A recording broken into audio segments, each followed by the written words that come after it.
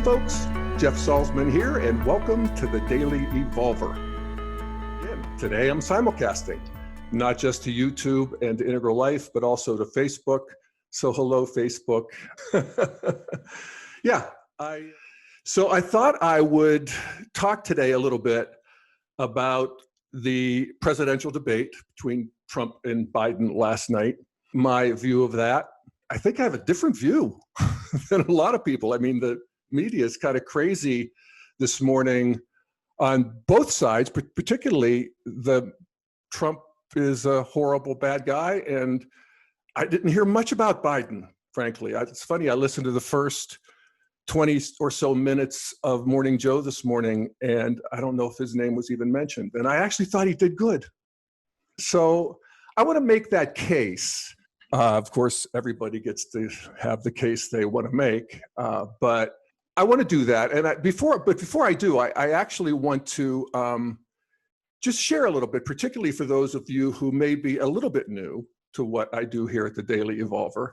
What I do here is I look at the world of current events in politics, culture, spirituality, all of it, through the lens of integral theory, which posits that evolution is happening in terms of human consciousness and culture.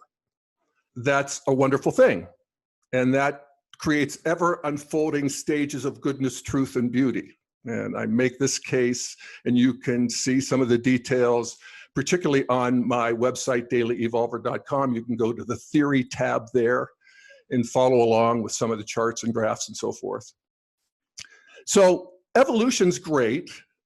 Except that we can see that evolution happens, and we can see it in nature. Nature is famously red in tooth and claw. I mean, it is an amoeba eat amoeba world out there, people. And that very thing, that brutal nature of evolution, is the very engine that creates the peacock and the beautiful fishes and the beautiful plants and flowers and all of the things that we see everywhere, these astonishing creations of nature, including us. So human beings evolve through these stages that are well delineated by developmentalists and aggregated in integral theory. We can see that we are also fueled by the power of both fighting and the other F word, loving, let's say. And we do, we fight and we love our way forward, just like it happens in the animal kingdom. Except, fortunately for us, we get to a certain stage where the fighting is not violent. And that is the modern stage of development, where once one has a center of gravity modern, you realize that fighting and violence isn't worth the trouble, and much better to trade and be friends and all of that good stuff. And yet we are multidimensional. We live in all of these stages, actually. And we can see the fight between the stages. In some ways, the fight between the stages is the stuff of human drama and human literature and human struggle in history. And we can see it playing out right now. We see it in the debates. This playing out between the left and the right in our culture, sort of generally speaking. We see it being fought out in our friends groups and in our families. And we can even see it being fought out within ourselves. I have a green postmodern Jeff who is physically repulsed by Trump. I will never forgive him for birtherism. I mean, forget everything else since then. I'm still stuck on birtherism. So there's him.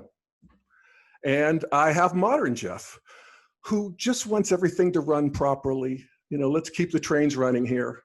I have traditional Jeff, who was raised to love America to my bones. And I do.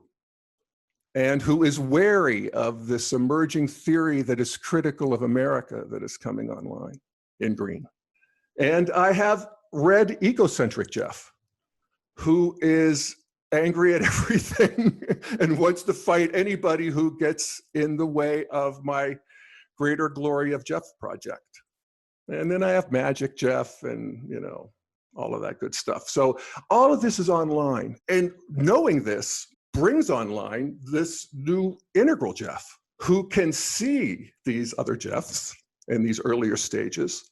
And by seeing them is liberated from being them, at least on a good day. Most days I'm buffeted between one and the other and, in conflict myself. But in my more integral moments where I am able to bring on better than I used to, I am able to see them instead of be them. I inhale, as Walt Whitman says, you can inhale great draughts of space and see that the East and the West are mine and the North and the South are mine. I am larger, better than I thought. I did not know I held so much goodness. All seems beautiful to me. So you really just fall in love with the system in a new way. It's not stable, but this is what we're working in. So, of course, seeing this in ourselves particularly lets us see it and befriend it in other people. It's just one of the central tenets of integral theory is that everybody gets to be who they are and where they are on their journey. It's a journey of their immortal soul. You don't have to believe that part. I think it's better if you do. But they're on a journey. They're on their journey. They're who they are. And then so we, there's a shift that happens where we get curious instead of critical. And so that enables us to, in some ways, it's the biggest payoff of all. And that is that we befriend reality in a new way. We may see the world through the lens of our preferences, but we see ourselves seeing the world through the lens of our preferences and our own belief systems and our ideologies and our upbringing. And we may choose to fight passionately for those, but they're not leveled as demands anymore, which is what they are in first tier, these earlier stages. At integral, they are preferences, and there is a liberation from this idea that this shouldn't be happening, it's awful that it is, I can't stand it, and somebody needs to be blamed. And every first tier stage has some version of that story, okay? So that's a quick introduction to integral theory. And again, you can find out more at dailyevolver.com or Integral Life or any number of places, like good Ken Wilber book, Brief History of Everything, Steve McIntosh, lots of wonderful people doing work in here, in this territory. So anyway, so let's get back then with all of this in mind to the debate. So my preference would have been that we had a substantial debate between two perspicacious candidates, or three, or whatever. But instead, we had the debate format that was popular in 2020, which is based on hits and likes and economics and keeping eyeballs riveted and hooking your nervous system. And that's where we are in this stage of development. And so we saw a debate that was replete in that sort of thing, over talking, interrupting. It's rewarded.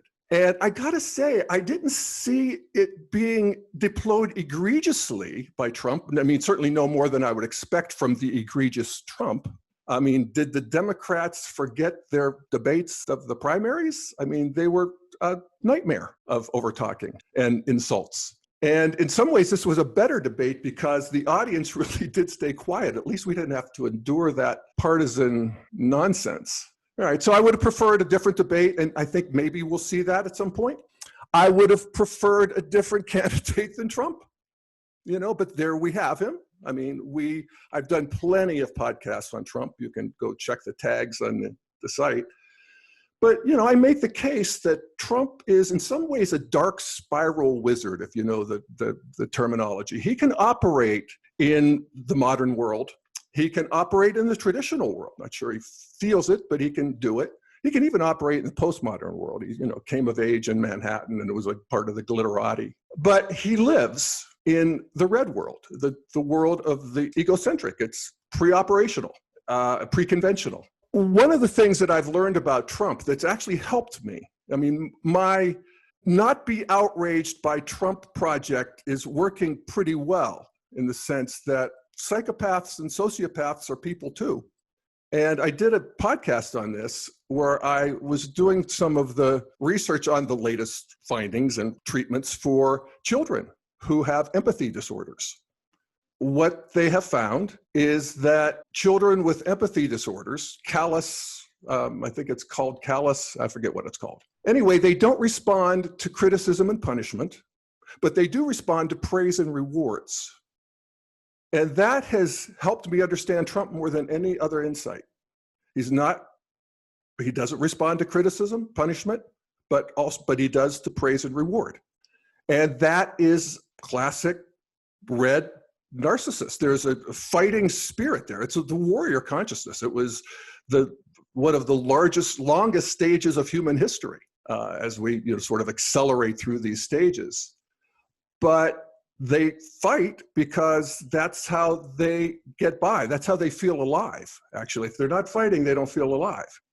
So does it surprise me that he fights? Does it surprise me that he is, people talk about him being post-truth. He's actually pre-truth. I mean, this stage of development actually came online in fruition in the world of conspiracies, in the world of loyalty, and not the world of laws and rules. And so that's where he lives. So there's him. And then there's Joe Biden. And would I have preferred a better Joe Biden? I suppose, but I actually was pretty impressed with Joe. Maybe my expectations were low because I've seen him be pretty sort of befuddled.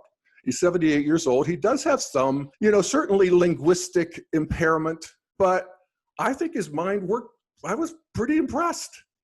I mean, he handled very complex issues. I think he responded to Trump's aggressions very well, actually, including telling the president of the United States to shut up. Allayed a lot of the fears of the people that he needs to capture, the sort of undecided middles, that he's not a captive of the left. He came straight out right up front and said, I am the platform, not the left. He differentiated himself from the Green New Deal, from certainly violent demonstrations. I thought he did fine. So this is the world we live in. This is the debate we had. And so I want to sort of be friends with that and notice that it moved the ball. It moved the ball on a number of issues that I think were illuminated for people who were watching. And this sort of gets into a sort of an integral sensibility that I want to just mention. And that is that an integral sensibility sees evolution. An integral sensibility sees an unfolding of goodness, truth, and beauty. So there's sort of a bias there for things that are new are not necessarily the world, we're not living in the fallen world model where anything new is like just new evidence of our fallingness and our continuing to fall. It's the rising world. And so there is sort of that faith based on looking at history and seeing how we crawled out of the swamps and created, as my friend says, apple martinis. And this conversation itself. So we learn then to trust emergence itself. As my friend Namali Pereira told me this one time. She said, I don't know if I'm spiritual, religious, what I am, but I trust emergence itself. And I love that. And what that means is we don't have to trust institutions and people. They come and go. People are people. They lie. They tell the truth. They've got complex motivations. But the world grinds forward, again, through fighting and friending. So we become friendly to that. So we see then that there is a culture war going on in this country. I mean, there always has been. It ebbs and flows. There are times when the culture moves through a crisis and has a new sort of integration, as we did after the Civil War, where the sort of the struggle between modernity and traditionalism, sort of red traditionalism, the owning of slaves, et cetera, was sorted out and at high cost. And in a way, we're doing that right now again with the struggle between green, post-modernity, and traditionalism, which is basically pre-modernity. And then modernity sort of split. We have the business people trending right, and we have the scientists and academics trending left, and welcome to a polarized world. And so that's where we're. So in terms of talking about the issues, we heard them talking about the economy. And Trump, Trump is he's a bullshitter, is what he is. I mean, and red people are, in a way. They create reality. They're not fact-oriented. They're distorting reality. And famous leaders have done that, and it's not an altogether bad trait for any of us, because actually the world is less rational than we think. But at any rate, with that said, Trump governs pretty much as a vanilla conservative in many ways. And he's just naturally, this funny thing, people at the traditional and early modern stages of development just naturally distrust government. Maybe it's because they're closer to the tyrants in terms of evolution, but they do. So they favor private, they favor business. It's just natural sort of affinity and allergy, and their allergy is to government. By the time one gets to late modernity and post-modernity, we have a natural affinity for government, for the public sector, and a distrust of the private, partly because we've seen the downsides of an unchecked modernity, and post-modernity comes online to control the rapacious aspects of that. And so we see these two argue, I think, from pretty much a center position, and both of them seem to be aware of what they were doing and sincere in their beliefs, actually. And yet we can see that however fast it happens, and it's never going to be fast enough for people who really want it to happen, but socialism in one way or the other, a green economy, a more egalitarian economy, is going to come online. It is. I mean, I can't believe that a Republican government, the president and Senate, have written $3 trillion in checks to the American public in this COVID crisis. I mean, imagine Hillary having done that. I'm glad that it was Trump, actually. But the inevitable movement towards, socialism, if you will, by whatever name, or some integration of socialism and capitalism is more like it, is going to come online. And we can sort of have some faith in that and be less contracted around these ideologies that sort of the stuff of the fight itself. And so we see that with the racial sensitivity training, another topic that came up last night. There is a green sensibility that is coming online in the culture. We saw it with Me Too. We see it with Black Lives Matter. And it's a sensitivity to the karmas of history that, in one way or the other, hierarchies of oppression based on sex, not really oppression in the sense that women often, in terms of particularly sexual earlier stages of patriarchy and so forth, women were all for it too, and you often see women defending it in patriarchal cultures. But at any rate, there's just a natural movement to see everybody and they call green the sensitive meme, the sensitive self, to become sensitive to people who have been left out for whatever reason, and to become sensitive to a different kind of law and order. We saw that discussed last night. I mean, nobody was against law and order. I mean, Trump was telling Biden, say you're for law and order, as if he couldn't say that. And he said, when you do, you're going to lose to your left. I mean, he's not a dumb guy. Maybe he's right. I don't know. Has law and order become a bad word? I don't think so. And I don't think Biden thinks so. It's just, how do we do law and order? Is it going to be more community-based? It already is. That's happening. The killing of unarmed people is reduced, is way down over time.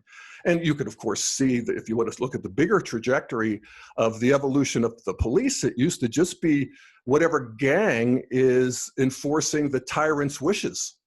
And now we have ever more community-based, psychological-based. This is happening. This is going to happen. And actually, Trump is more open to these kinds of criminal justice reform than your typical garden variety law and order conservative. So I'm good with how that's happening. I mean, could it be faster? Yes, but it's pretty damn fast. We see the same thing with climate. They were talking, of course, it was a perfect example in a way of the differentiation between how postmodern/modern people see the issue of climate change and those who are modern and traditional.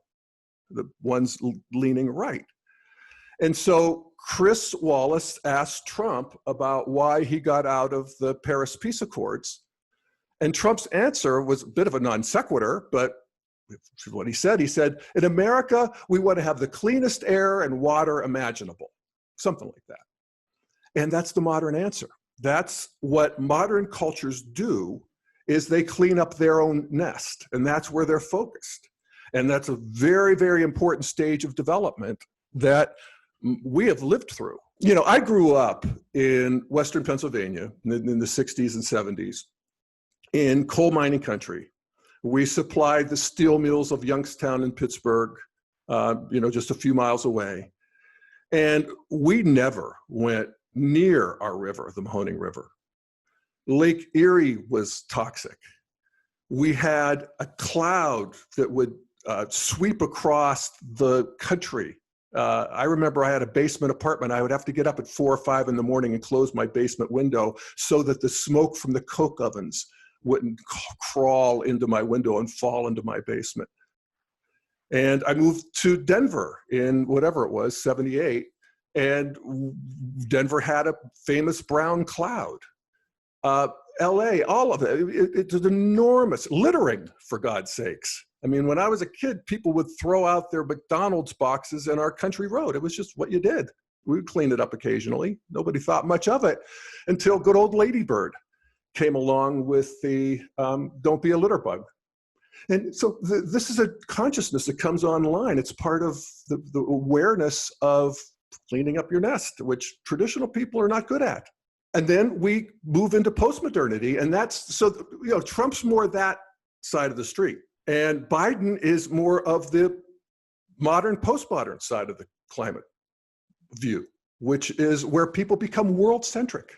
That's one of the features of postmodernity. We become world-centric, and we see how humans are inflicting damage on the biosphere as a whole, not just our neighborhood, not just our country. So I thought that was pretty well discussed last night, considering the reality of the debate format and who we had debating. Trump talked about costing jobs. Biden talked about creating jobs. These are good arguments. These are the arguments that we need to have and decide and fitfully fight and friend our way forward on. Again, I could see the larger trajectory of, just in some ways how we overvalue the presidency and leadership and so forth, and how we could trust emergence more than institutions. And, I remember hearing when Trump, I guess I knew it was going to happen, but Trump withdraws from the Paris Climate Accords, and I think, you moron, and it bums me out. And then I can see that electric cars, inflection points that we're seeing all over the place in terms of renewables, and a new open-mindedness that I'm seeing to nuclear, which ought to happen if we're really serious about stopping emissions. I didn't hear them mention it last night, but we'll see. I think it's going to be, I'm with Obama, all of the above. My Obama, my dear integral Obama. I can remember thinking that Romney and McCain were the bad guys. Ay. This is progress, though. This is progress. This is where we're seeing Trump is showing us how we, some of the sort of artificial nature of this polarized system. Anyway, so then we have a couple other issues I'll go through quickly here. One is voting. Again, we can see this larger trajectory of course, in tribal cultures, we were egalitarian, but then once we get into red and we start social hierarchies, it ain't about voting. It's about who has a bigger club, basically, who's the tyrant. So that was the way it was through the monarchies and so forth until this new development where that seems constrictive, human beings say, as their sort of unconscious collective. And there's a move to expand power to a gentry, to landowners, not women, not people who are outside of the system, but the people who are actually running the system. There's a certain intelligence to it, actually. If you look at the brutal intelligence of cultural evolution, but that the trajectory is towards a greater and greater enfranchisement of people. And we can see it in this country, where we enfranchise blacks, and then we had 100 years of Jim Crow, where it was not really de facto integrated. We saw the suffragettes and the women. And so now we have the Voting Rights Act, and so blacks are enfranchised in different races and so forth. This is a sort of a, irresistible trajectory of the dissemination of power and just the intelligence that humans have, that the more people who are online, the better, the smarter we're going to be. And we have to figure out how that is. And yet there's always a lagging impulse from conservatives to limit the number of people who are in, because if you let too many people in, they're going to game the system and they don't have any stake in it, and they're just going to suck the life out of it. And so that's their sort of argument, even if they have a hard time making it, because it's so anti-American to say, no, we really don't want those people to vote. But that is what actually happens. And so with the proliferation of mail-in voting, I mean, I couldn't imagine mail-in voting as a kid. In fact, when I was a kid, my mother worked in the polls, so I remember this. Voting was only on Tuesday. And I look back at that and I think, I know why. Because that was the hardest day to get people who worked for a living to the polls. There you go. And so, we continue to muddle our way forward here. And all of the constrictions on voting now are procedural and gerrymandering, and the fight goes on. So this is where I, as an integralist, do I think Trump has a point about unsolicited ballots, that is, ballots that are just mailed to everybody, as we do in Colorado? Yeah, I think he does. I don't think it's a big point. I think there are people who have an eye on it. But I remember when I was a kid, I'm not a kid, but actually an adult, my mother got her absentee voted. Now, that was a solicited ballot. She had been voting absentee for years, but she was beyond caring, God love her. And so that ballot was just laying there. And this was actually during the election of McCain and Obama. And Pennsylvania's a swing state. That's where my mother was. And I thought I ought to just fill that ballot out for her. And I could have. I didn't. I allowed my sister to. My sister was more aligned with my mother. And so I think justice was done. But I think we're going to have a better voting system than this at some point. And I think we're going to have some sort of, I don't know what. Actually, it is an integralist. I don't have to know what. All I know is that there's going to be an ever more intelligent, ever broader franchise that I sort of trust. And it's going to happen like this. The pendulum's going to swing and the clock's going to move forward. That's the way of evolution. So, and then the final thing. This legitimacy of the election thing. Will Trump accept the results? And it's clear that he won't. He talks about months it's going to take. And so this is where we get Trump. This is a red fighter. He talks about being a winner. You look at his life. He's won a lot and he's lost a lot. He's really more identified. He just likes to fight, period. So I don't think he expected to be president. I think he came on with just this kind of thing. It's sort of that autocrat thing where it's about me. Does Trump love America? Yes, I think he does, actually. I think he loves America in a way I didn't appreciate at one point, but I do, and I think it was on display last night. I think he loves America the way autocrats love their country, where there's sort of a fuzzy boundary between me and the country. And I am Big Daddy at any rate, and I am the father or mother of the country. And I can do what I want. And, again, pre-modern. Modern is the deep state. And thank God for it. And also, it has its own sort of contractions and constrictions. So I do think that the modern system, and this is the one that was created by our founding fathers, as imperfect as they were, but it is a system of distributed power, where, they knew Donald Trump. They knew autocrats. The whole idea was to thwart the autocrat. So we are going to be tested here, I think, in the coming weeks and, God knows, hopefully not months after the election. But I think we'll come through. And that's my story. I'm sticking with it. All right, so that's my take on the debates. I've seen these crazy headlines and lots of Sturm und Drang, but, to me, the system seems to be working and more or less right on schedule. And it's beautiful, but not pretty. All right. Thank you, everybody. This Facebook thing was fun. And I guess we'll just see you next time. Like I said, I'm doing this every week, Wednesdays, Mountain Time at 1 p.m. We'll see you next time, hopefully. Bye-bye.